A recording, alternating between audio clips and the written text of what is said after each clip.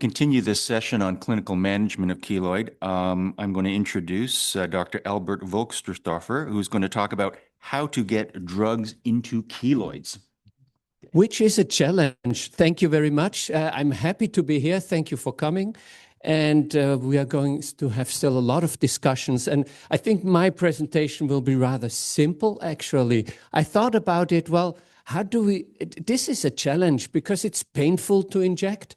And sometimes I really, with all my forces, well, I don't get any drug into the keloid, especially when it's yet untreated and it's bulky.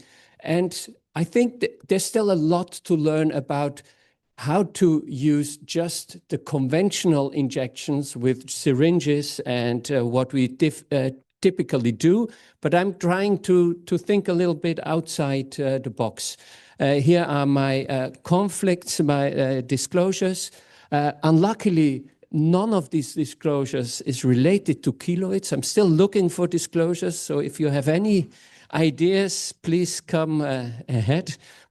Now, these are drugs we typically use. I would love to use these cocktails, but I'm absolutely sure that our pharmacy wouldn't allow any combinations that you are doing, Michael, because even the 5-FU and combining that with triamcinolone, they will tell me, wow, we don't know what is happening when we mix it. So, but I think combinations are really key, and I do that then myself without them knowing.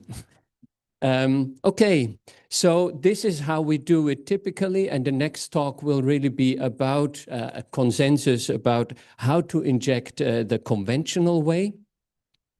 And if we don't do that good, I see that quite often, even from my residents, but also from dermatologists, and they refer then to us for the laser, for a laser scar revision. But this is a very atrophic scar where also the subcutaneous tissue has disappeared largely. So there's no laser that can improve that anymore. And this is really wrong injection technique. And this wasn't probably even a keloid, but just a hypertrophic scar where you don't need to be that aggressive typically.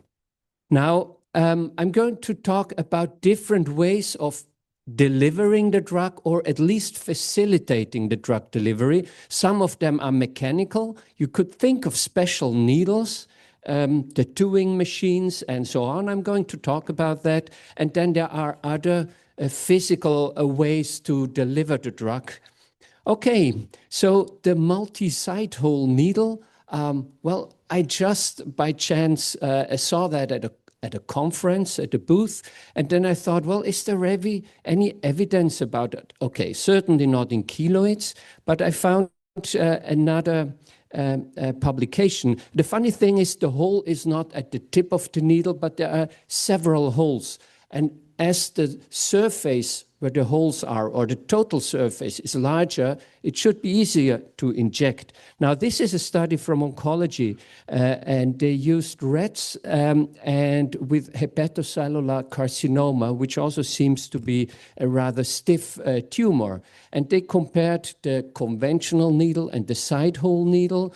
They did a very nice study and with angiography also, and with CT scanning to look at the drug and the retention of the drug. This is the CT scan, and actually in all the measurements they did, they saw that the multi-site hole needle got a better delivery and a better spread of the drug. And I think also important, the pressure that was needed to inject the same volume was significantly, and I think also maybe clinically relevantly, less. And the pressure is something that is often very much pain associated. It's often not the needle puncture that is painful to the patient, but it's really the injection itself. So maybe by having less pressure, it could also be more, well, less uncomfortable, let's put it that way. Another one is the tattooing machine. So here you see some of those devices. I think the limitation of the tattooing machine is the depth of the needling that you get. It's typically up to 1.5 or 2 millimeter. There are specific tattooing machines for drug delivery that go down to 3 millimeter. And yeah, for a bulky keloid, I don't think that is enough and that you could introduce enough drug. But I think it's interesting to think about. And there are some studies in keloid with tattooing. And this is one of them, looking at bleomycin delivered by tattooing, and they compared it to triamcinolone by injection. And they found that there was better improvement with bleomycin. But I think the weak point of the study is they didn't compare bleomycin by tattooing versus bleomycin by injection, but actually they mixed up the things. So we still don't know whether tattooing would be really a good option. And the other point is, were these all really very bulky keloids or more flat keloids? And the same is true for this study, where they did a very similar approach, but they used 5-FU for the tattooing machine versus triamcinolone injections. So again, I think it's difficult to draw conclusions from those studies, but it might be an option for keloids that are not that bulky and that are more extensive, where maybe injections are more, well, difficult. Microneedling, I think the same limitation, that the depth of penetration is not enough, and there are a few studies there. And you could improve the permeation or the drug delivery to the depth by combining the microneedling with something else that kind of drives the drug into those small wounds, like an ultrasound device. Here they call it a sonophoresis assisted microneedling. Probably even just simple massaging after applying the drug would also help. But I think there's probably the limitation is the depth of drug delivery. Now, mesotherapy devices, no studies there in keloids, but they are a kind of an automatic injection device. I don't think that the pressure they create would be enough to really inject into stiff keloids, but still, it may be interesting. And some of them have multiple needles, so that could quicken the procedure. Now, jet injectors, there are a number of studies there, and the principle is that without any needle and just by the pure kinetic energy of the jet stream of the fluid, you will kind of deliver the drugs into the skin. I will mention it here just shortly, but I'll have a presentation tomorrow only on jet injectors in keloids. Now, cryotherapy. Cryotherapy is, you can use it, of course, to induce necrosis and apoptosis of the tissue, of the bulk, really. But you can also use it to kind of pre-treat a lesion without creating a wound or necrosis. And I think dermatologists do that quite regularly, just before the injection, in order, with the idea to soften the tissue. So this is very different than what Frank Niesen or Michael Tirgan were talking about with cryotherapy. This just a kind of a pre-treatment, and there are, let's say, at least some theoretical considerations why this would work to soften the tissue. It will cause some edema. Of course, you have to wait at least 5 minutes. I mean, if you do the cryo and directly inject, I don't think there will be any difference in the tissue resistance. But if you wait more than 5 minutes, probably there will be, but there are no real good studies to show that injection is easier after the cryotherapy. Well, I found this study, which is on trials.gov, which is just including patients.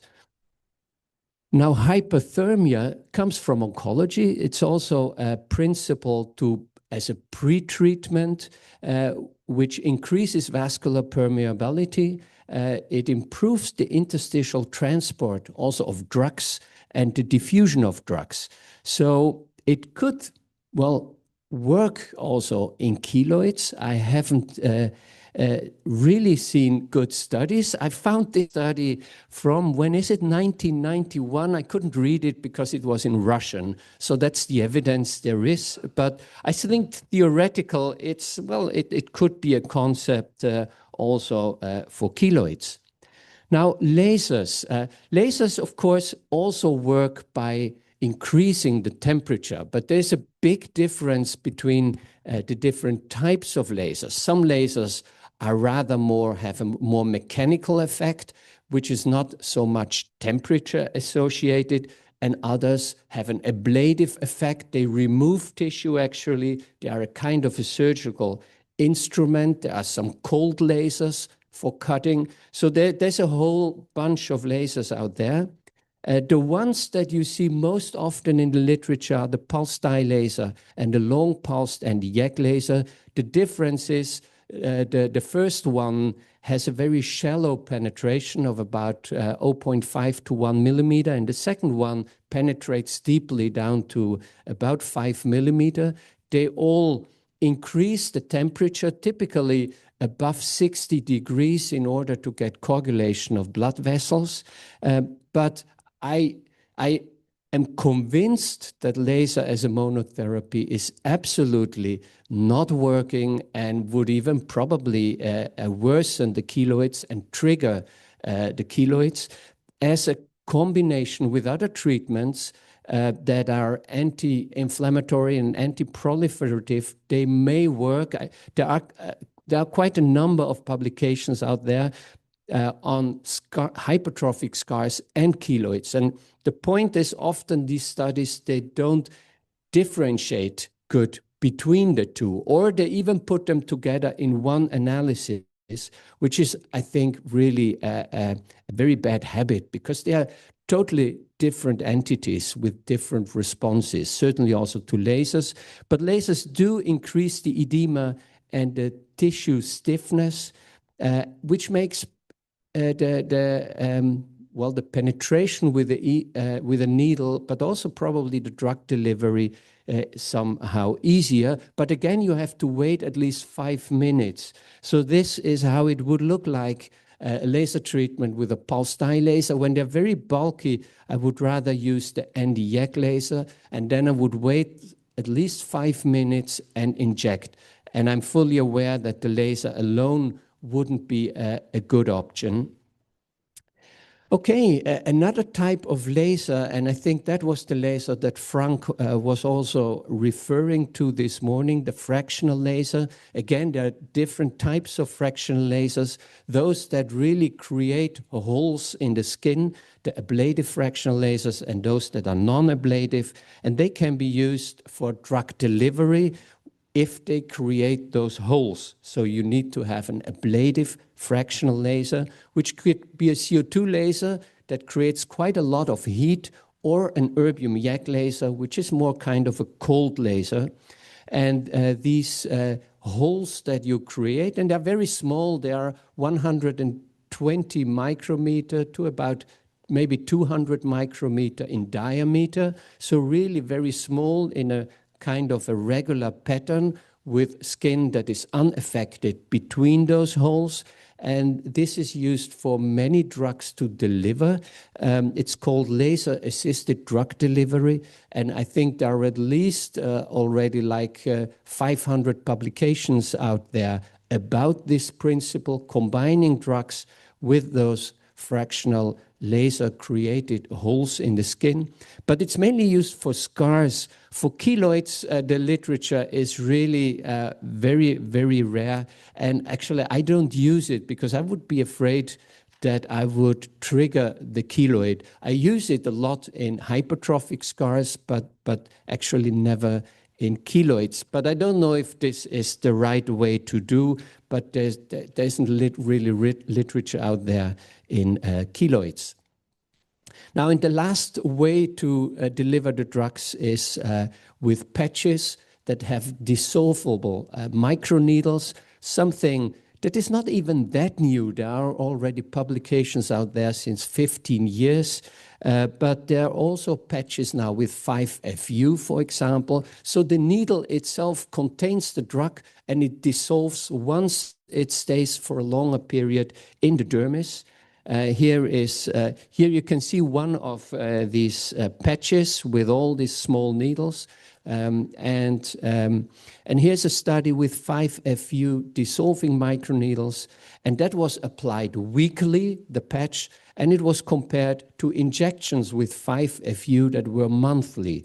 The study was 24 weeks, and actually, as a result, the injection worked quicker, but at 24 weeks, the effect was similar. And patients liked that it was painless.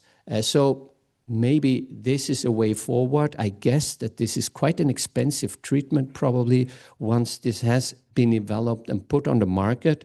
But certainly, it could be a painless way to treat keloids. Now, in conclusion, well, there are different ways to deliver the drugs, and many of them, I think, are more theoretical for keloids, but many of them have also not been really studied in keloids. I think a limitation of some of these techniques is really the depth of delivery of the drugs, so you need to be deep enough. But even this is the question, what we don't know, because what we know from laser-assisted drug delivery is that once you have passed the stratum corneum, which is only like maybe typically 50 micrometer in size, especially once you reach the dermis with those holes, which is 150 to 200 micrometer, then the spread of a drug, especially hydrophilic drugs, is very good. So the question is really, do you really need to introduce the drug that deep, or is a more superficial introduction as good, at least if it is more comfortable for the patient? So I think many questions out there, and yeah, thank you for your attention. So over 20 years, the Stone Age, they will think about those needles. What did they do to patients? Because I have to inject sometimes 200 injections in a single session when a person has 100 keloids. So that is really quite Stone Age, right? Thank you. Okay. Shall we do the questions afterwards? There are no questions for this, I guess. Oh, we will do. Sorry, how do needles dissolve? Well, no, they are not metal. They are kind of polymer something, and there are different substances being used, but it's already there out for 15 years for vaccination, actually. It's, I don't think this is a widespread use, but, and often new techniques really take a lot of time before they are widely used. Enjoy your book. I liked it. Now tell me, you see keloids into tubes develop in after tattooing? Yes. Yes, we all seen them. Imagine you use a tattoo gun to get rid of an induced keloid caused by a tattoo. Yeah, but you introduce the drug that is necessary to treat the keloid. And we typically, with all our treatments, we do damage somehow the keloid. I mean, if we inject, if we excise, even radiotherapy is kind of creating damage to the skin, and certainly the cryotherapy. Well, may I ask a quick question, or we'll do it later?